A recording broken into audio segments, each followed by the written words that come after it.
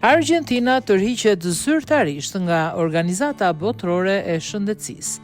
Argentina është tërhequr zyrtarisht nga Organizata Botërore e Shëndetësisë një vit pasi njoftoi zyrtarisht vendimin e saj, siç u konfirmua nga ministri i jashtëm Pablo Quirino në X. Sot tërheqja e Argentinës nga Organizata Botërore e Shëndetësisë OBSH hyn në fuqi një vit pas njoftimit zyrtar të bërë nga vendi ynë, tha Quirino, duke kujtuar se njoftimi u bë në 17 mars 2025 sekretarit përgjithshëm të OKB-s, në përputhje me dispozitat e Konventës së Vjenës mbi të drejtat e traktateve, tërheqja bëhet një vit më vonë, shtoi ai.